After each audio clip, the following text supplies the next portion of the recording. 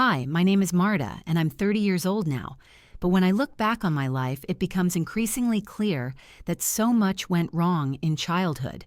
In those very years when a person is just beginning to feel like an individual and expecting support and warmth from loved ones.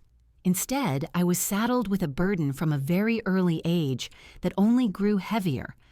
My parents always told me that caring for my younger sister, Beatrice, was my responsibility, that I was the eldest and should be responsible, and the fact that she was 6 years younger and would always be their favorite child became an unspoken rule in our family that no one ever discussed. I remember being in elementary school and coming home tired, while Beatrice, still a toddler, was running around the house with a doll in her arms. Even then, I noticed a strange injustice. She was given pocket money every week for sweets and toys, while my pockets were always empty.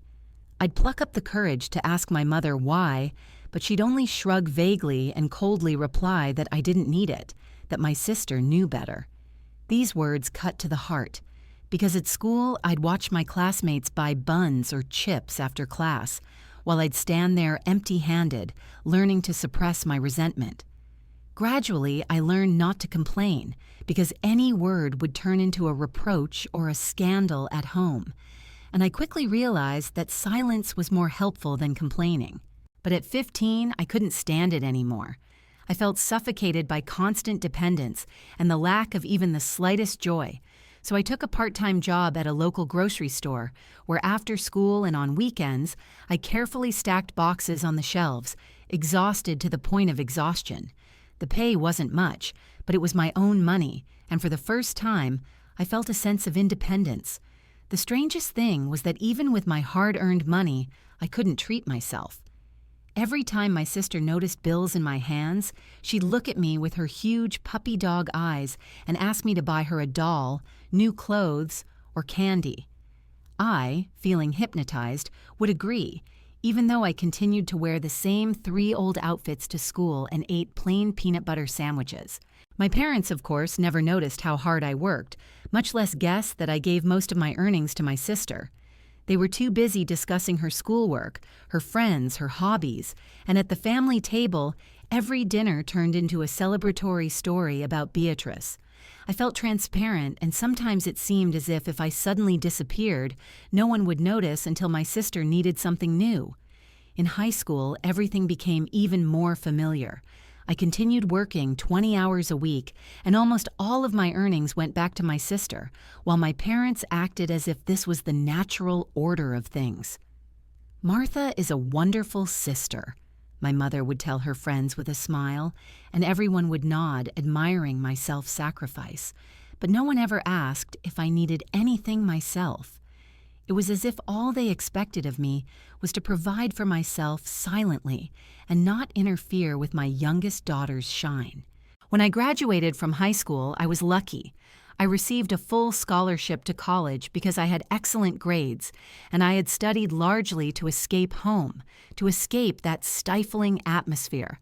I chose computer science because I understood that this field would give me the opportunity to build a career and achieve the financial independence I had long dreamed of. Those years were my first real taste of freedom. A dorm, a student cafeteria, friends who knew nothing of my past and didn't view me as a perpetual wallet for my sister. For 4 years, I lived and almost forgot what it meant to count every penny and give everything to others. But that ease ended the day I graduated. Beatrice was just about to enter college, and my parents made it clear it was my turn to help. "Martha, you have a good job now," my father said at my graduation dinner, as if it were a decision we'd made together, and my mother added that tuition was expensive and they couldn't afford it all. I barely restrained myself then, because I really wanted to remind them that they hadn't paid a penny for my education, but I kept silent, knowing any words would go unanswered. So, at 24, I got my first serious job as an IT specialist at a major bank. The salary seemed enormous, more than I could have dreamed of, but it brought no joy. Almost immediately, I began transferring money to Beatrice. A little at first, for rent, then groceries, textbooks, then clothes, entertainment. And looking back, I realized I was paying for her entire lifestyle while I lived in a tiny one-room apartment and ate cheap noodles for dinner. But the worst were family gatherings. Every Sunday, every holiday, every birthday turned into endless discussions about my sister. Her friends, her plans, her boyfriends, her talents. I sat at the table like a piece of furniture, and they only remembered me when they needed to discuss how much money I was obligated to allocate for Beatrice's latest needs. So the years passed, and even though I'd moved into a nicer apartment, I still lived frugally because a significant portion of my income invariably went to my sister. She'd long since graduated from college, found a job, and seemed capable of managing her expenses independently, but there was always something in her life that urgently required my help. Whether it was repairs to her car, a deposit on a new home, a vacation she supposedly couldn't save for, or expensive designer clothes she considered essential for success at work, it seemed like she had an endless list of needs, and each one automatically fell to me because I'd long ago taught her that I would always be there for her. But it was that Sunday dinner that changed everything. I walked into my parents' house, as I'd done hundreds of times before, almost automatically expecting to hear conversations about Beatrice and her new endeavors. She was sitting at the table with her boyfriend, Leon, whom she'd been dating for about 2 years. He always seemed polite and pleasant to me, even though I barely knew him. Our conversations never lasted longer than 5 minutes, and in my mind, he remained a figure in the background, nodding and smiling, but nothing more. We sat at the long table, and at that moment my father cleared his throat, assuming an air of importance, as if he were about to announce some momentous decision. "Beatrice and Leon are getting married," he announced with a broad smile, and the room filled with exclamations, laughter, and joyful words. I glanced at my sister. Her face was so radiant that it seemed she'd absorbed all the joy of the evening, while Leon sat next to me, slightly nervous but otherwise happy. And though I should have been genuinely happy for them, only one thought was pounding in my head. How much was this going to cost me this time? "That's wonderful," I said, trying to keep my voice warm, and added, "Congratulations." "Thank you, Martha," Beatrice exclaimed, beaming. "We're so excited and want to have an engagement party next month." My mother nodded immediately, her eyes sparkling with enthusiasm. "That would be wonderful. We've already started looking at—" She began. But then came the moment I'd been dreading most. "Of course, we'll need help with the cost of the event," Beatrice said, as easily and casually as if she were commenting on the weather. "We need to pay for the hall, the food, and the DJ. You'll help us out, as always, right, Martha?" All eyes turned to me. It was my usual cue to smile and agree, as I'd always done. But for the first time, something stirred within me, and I felt a hesitation I couldn't hide. "Of course," I answered slowly, choosing my words carefully. "I can help if it's not too expensive." My sister's face lit up like Christmas morning. "Oh, Martha, you're the best. I'll send you an estimate very soon so you can understand exactly what we need." The next day, during my lunch break at work, I saw an email from Beatrice with the subject, "Your participation budget." I opened it, expecting something reasonable, but when I opened the attached PDF, I was literally speechless. At the bottom, in bold type, was the final tally, $10,000. I scrolled through the list, wide-eyed, unable to believe it was real. Hall rental, 4,000 flowers, 1,500 catering, 2,500 DJ, 800 champagne towers, 600 ice sculptures, 500, and even fireworks, 700. My hands shook as I grabbed the phone and dialed her number. She answered almost immediately, her voice, as always, cheerful and easy. "Beatrice, what the hell is this?" I said, trying to keep my tone even. $10,000. Are you serious? "Oh, come on, it's not much." She waved me off, her voice laced with irritating disdain. "I calculated everything very wisely. I could have spent more." I ran my hand across my forehead, feeling a headache coming on. "I told you I'd help if it wasn't expensive." "And it's not cheap, Beatrice." "But you promised," she drawled resentfully. "You always help me. And this is my engagement, Martha, a once-in-a-lifetime occasion. You can take the money from Mom and Dad or ask Leon. He's going to be your husband." There was a pause on the line, and when she spoke again, her voice was cold and distant. "Mom and Dad have already given us everything they could, and Leon is saving for the wedding." "I can't ask him for more." I took a deep breath and said firmly, "Then you should cut back on your budget. I want to help, but the most I can give is $3,000. More is impossible." $3,000? She screamed so loudly that I involuntarily pulled the phone away from my ear. "That won't even cover the rent." "Martha, I've already told everyone you'll pay for the entire party. I can't change everything now." My blood pressure was skyrocketing. My heart was pounding so hard it was thumping in my temples. "You can't just assume I'll pay for everything without asking me first." "But you've never said no," she countered. "Well, now I'm saying no. 3,000, period." "As you wish." "But this isn't funny, Martha. I need this money. I have to close the accounts." Her voice trailed off and I heard a short beep. She hung up. A grown woman, almost 30, acting like a spoiled teenager. And I sat there, staring at the phone in her hands, stunned by her audacity and the fact that she didn't even consider it necessary to continue the conversation. 20 minutes later, my phone rang again, and the message, "Mom," appeared on the screen. I picked it up with a heavy heart, and the first thing I heard was her worried voice. "Martha, what have you done to your sister? She can't stop crying." I gritted my teeth, trying to speak calmly even though I was seething inside, and replied, "I just told her I can't shell out $10,000 for her engagement party." Mom gasped, "10,000? Well, maybe that's a lot." And for a moment I believed she'd show some common sense, but a second later her voice became firm, almost reproachful. "But you know Beatrice is younger than you. She needs your support and you're making good money now." I barely kept myself from screaming. "Mom, if she can't afford such a big party, let her cut the budget. And why can't Leon pay for at least part of their own party? They both have jobs." Mom sighed as if I was being absurd. "Well, Leon is saving for their future together, and that's really important to Beatrice." I couldn't resist. "What about what's important to me?"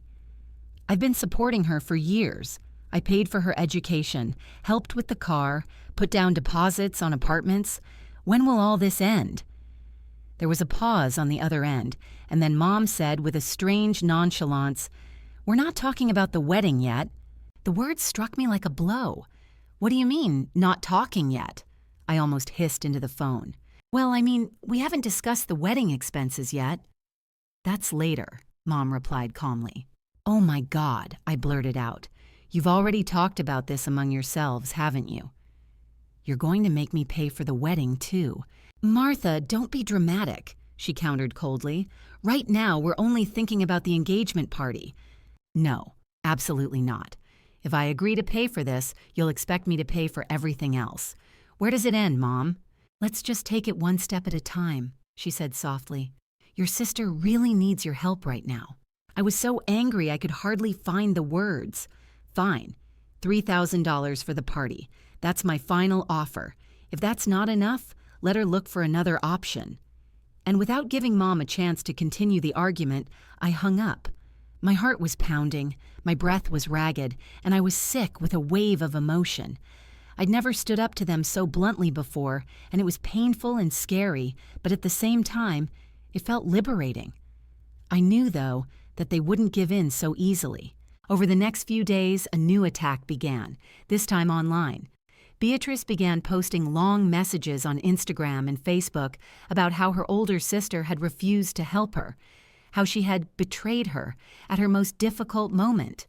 New posts appeared every day, portraying me as heartless and herself as a victim. She captioned childhood photos of me holding her or swinging her with captions like, "I thought my older sister would always be there for me." But it turns out that for some people, money is more important than family.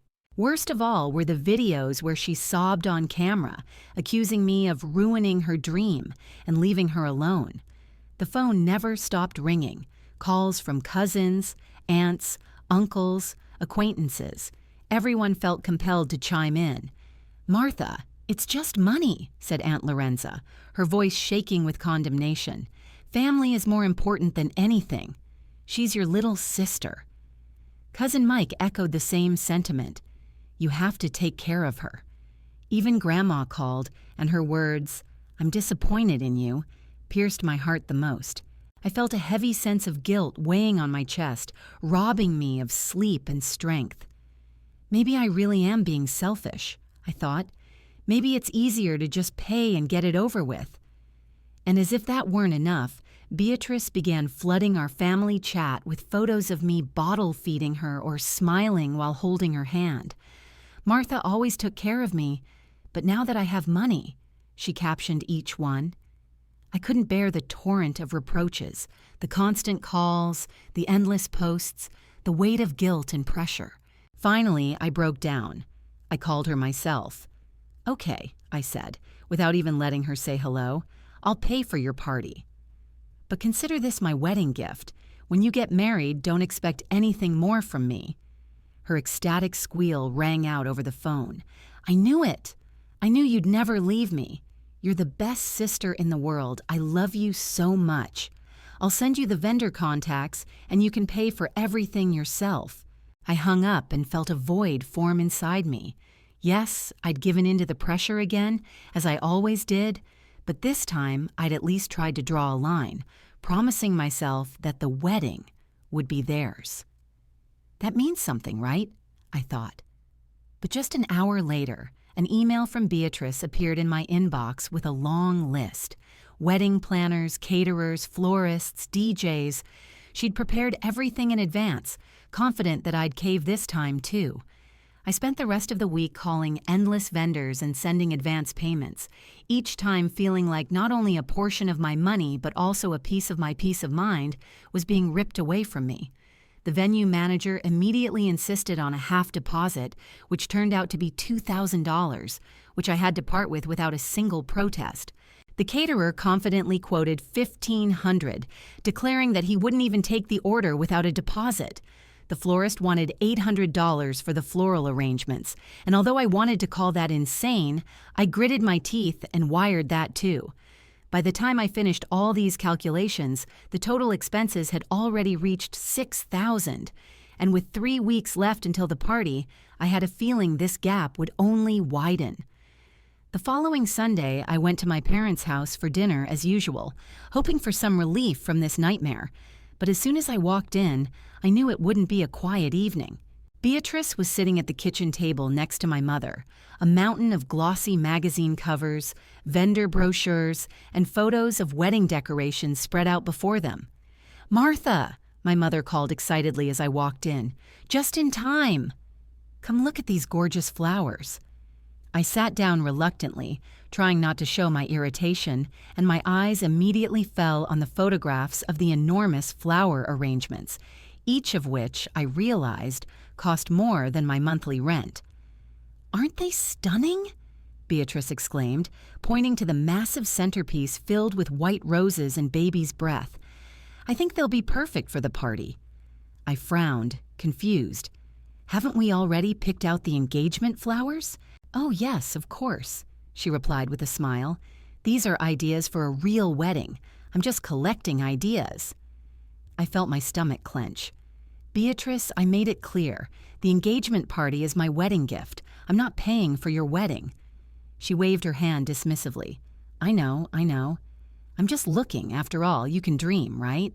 For the rest of dinner, she and my mother animatedly discussed the guests, the decorations, the evening schedule, arguing over the music and food, interrupting each other. I sat silently, picking at the food on my plate with my fork, mentally calculating how many thousands of dollars I'd already given away and how many more lay ahead. After dinner, as I stood up to leave, my gaze accidentally fell on a piece of paper lying on the coffee table. Curiosity overcame caution, and I picked it up. It was the guest list. I decided to see for whom I was sponsoring this $10,000 party. The list was long, 60 or even 70 names, among which I recognized only a few of Beatrice's relatives and friends, but most of the names were completely unfamiliar. Leon's colleagues, his family, Beatrice's friends from work. I scanned all the names twice, expecting to find mine, but there was none. My throat went dry. Beatrice, I called, clutching the paper. Why isn't my name on the guest list? She looked up from her magazine, her expression guilty, and Mom suddenly seemed too engrossed in washing the dishes. Oh, right, Beatrice muttered, avoiding my gaze. Mom and I were thinking you might be a little uncomfortable around this crowd. The people there will be fun and outgoing, and you're always so serious at parties. And you've never liked crowds. I stared at her, disbelieving. I'm paying $10,000 for your engagement party, and I'm not even invited. Mom turned around and said softly, We just thought you'd feel better at home, so you wouldn't feel out of place. You're crazy. My voice trembled with anger. I'm paying for your party, and you think I shouldn't be there? You're being dramatic again. Beatrice rolled her eyes. That's it, I said, standing up abruptly and grabbing my purse. Since I'm not invited, I'm not paying anymore. Martha, wait! Mom shouted, but I was already heading for the door, feeling the adrenaline pumping through my heart. I slammed the door behind me harder than ever before and without looking back, walked to the car, hearing their voices behind me but not wanting to listen to another word. On the way home, I silenced my phone, hoping for silence. But when I entered the apartment and glanced at the screen, there were already 12 missed calls and 8 messages. One of them, from Beatrice, was the most painful. I always knew you were greedy and selfish. You're just jealous because I have a fiancé and you can't even find a date.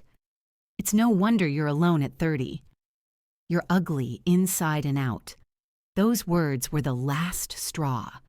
I'd supported her for years, paid for everything she wanted, and now I saw how she truly felt about me.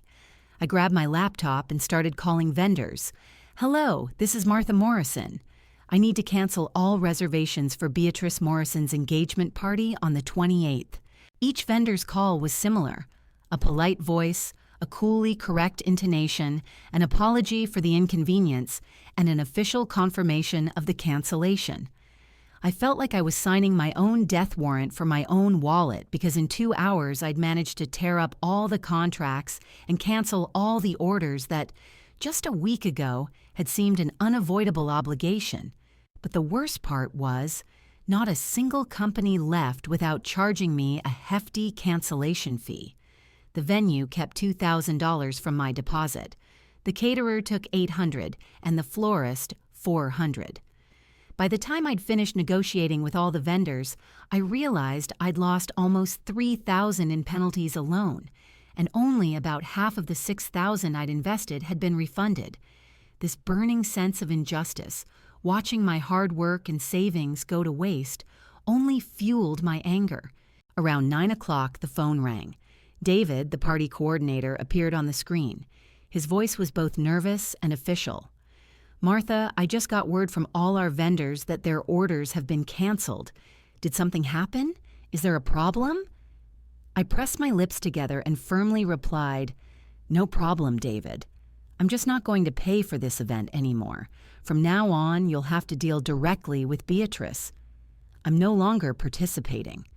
He tried to object, but we have contracts, deposits, obligations. I've already canceled everything. Good luck.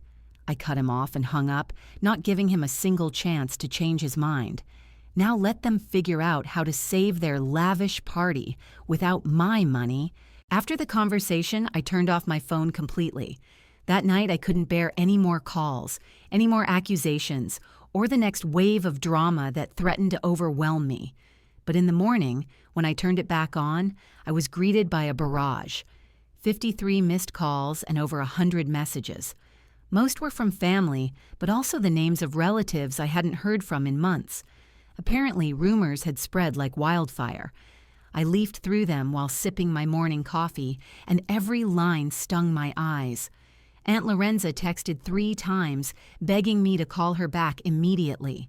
Cousin Mike sent a long message about the importance of family loyalty. Even Grandma had somehow mastered texting to accuse me of selfishness and ingratitude. But worst of all were the messages from those closest to me. My mother bombarded me with 20 letters in a row from, "Please call me back," to, "How could you do this to your sister?" My father left several voicemails which I didn't dare turn on. I knew I'd hear the disappointment in his voice, and I didn't have the strength to do so. Beatrice outdid them all. Her messages were full of malice, accusations, and insults. In her last one, she wrote, "I hope you're happy. You ruined everything." I hadn't even had time to process this torrent when there was a furious knock on the door. It was so insistent it seemed like it would fly off its hinges. "Martha," came my father's voice, "we know you're in there. Open up now." I could distinguish both my mother's voice and Beatrice's sharp cries. They were all talking at once, interrupting each other, and their tones were so angry that I was seriously afraid to open them. "You've ruined everything," Beatrice screamed. "You're the reason my entire engagement got called off." "Martha, this is ridiculous," Mom exclaimed. "You need to fix this immediately." I stood in the kitchen, clutching the edge of the table, hoping they'd tire and leave. But the banging and shouting continued for a good 20 minutes. Finally, I couldn't take it anymore and went to the door, but I didn't open it. "I won't open that door," I screamed through the wood. "Martha, stop acting like a child," my father's voice rang out imperiously. "You need to fix what you've done," Beatrice shrieked. And then, almost without thinking, I shouted back, "Do you want to know what I realized? I counted every dollar I've given you over the last 8 years, Beatrice. Over $80,000. And that's just what I could remember." Suddenly, silence fell behind the door. I continued, rage boiling within me. "I've had enough. I won't give you another penny. Not for the engagement, not for the wedding, not for anything. You're adults, you have a job. Sort it out yourselves." In response, I heard Beatrice sobbing. "You promised to help me forever. You yourself said you'd never leave me. And now I'm saying something else," I snapped. "You'll regret it," she sobbed. "You said you'd never come to my wedding again." "And you know what?" I snapped. "I wouldn't have gone anyway." They shouted for a few more minutes, pounding their fists on the door, but I didn't move. Finally, the noise died down, and I heard the front door slam. Going to the window, I saw them getting into the car, still slinging accusations at each other. I stood behind the curtain, my heart pounding, but inside, for the first time in years, I felt a strange, heavy, yet genuine relief. The next day, I discovered that Beatrice had posted a long, almost theatrical tirade on social media, detailing how I had supposedly betrayed her trust, broken her sacred promise to help, and thereby ruined not only her engagement, but her entire future. She portrayed herself as the hapless victim of my cruelty, and me as a cold, heartless villain, as if I had reveled in her downfall. Her friends, many of whom knew me only by reputation, vied with each other to write her words of sympathy and support, insisting they found it hard to believe that their own sister could act so cruelly. I stared at these comments for a long time, feeling a sickening wave of fatigue rise within me, and finally made my decision. I unfollowed her on every social media platform I could. I was tired of watching this endless spectacle, where my role was always the same, to be the villain in her skillfully staged drama. About a month passed. One evening, idly scrolling through my Instagram feed, I came across posts by Sarah, one of Beatrice's friends, with whom, by some chance, I'd remained in touch. Among her photos, I noticed a brightly colored album captioned, "Bea and Leon's Engagement." My curiosity got the better of me, and I opened the images. Before me lay a scene completely unlike the grandiose event my sister had planned. It was all taking place in the backyard of my parents' house, among old lilac bushes and wooden garden chairs. There were no more than 20 guests, only close family and closest friends. Instead of expensive catering, I saw plastic plates and disposable cups, and the food looked like my mother had prepared it herself. Salads in simple bowls, a few homemade pies, a couple of bottles of wine. No ice sculptures, no champagne fountains, no delicate flower arches, just modest garlands and a small cake. But what struck me most was Beatrice's face. In every photo, even where she should have been beaming with a bridal smile, her gaze was heavy and unhappy, her smile crooked and forced. This should have been her dream party, but she looked like she was attending a funeral. In that moment, I caught myself feeling a little sorry for her, despite everything she had been through. I thought about how all these arguments, shouting, accusations, angry messages, and family conflicts had ultimately led her to exactly this kind of modest meeting, which I would have gladly helped pay for without a single objection. After that, I didn't hear a word from my family for 3 months. It turned out to be the longest period of silence I'd had with them since childhood, and frankly, for the first time in many years, my life found peace. I hadn't even realized how much tension and invisible burden their endless demands had placed on me until it suddenly stopped. I began saving the money that had previously flowed into Beatrice's bottomless abyss of desire, and for the first time, I allowed myself to dream of the present. My own apartment in a good neighborhood, not a cheap rented studio where every corner reminded me of its temporariness. For the first time in my adult life, I put myself first, and this feeling was both terrifying and liberating.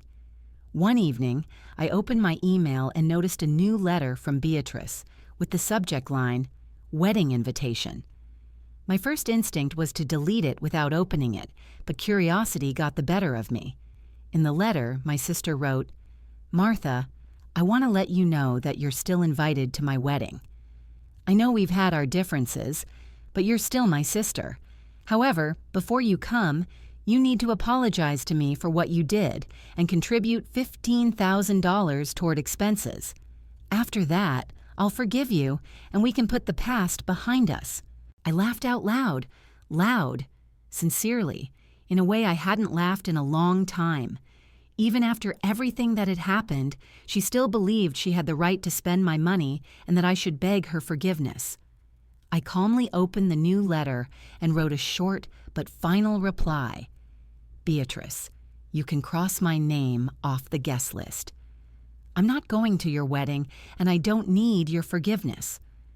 I'll only think about reconciliation when you realize how terribly you treated your sister and apologize to me yourself. For now, leave me alone." I hit send and immediately blocked her address. Since then, I haven't even thought about how her wedding will go. I finally have my own plans. I'm considering buying an apartment next year, and maybe I'll indulge in something I've always dreamed of but never could, a trip to Europe, to old cities where every street breathes history. Sometimes I catch myself wondering, will I ever be able to rebuild my relationship with my family?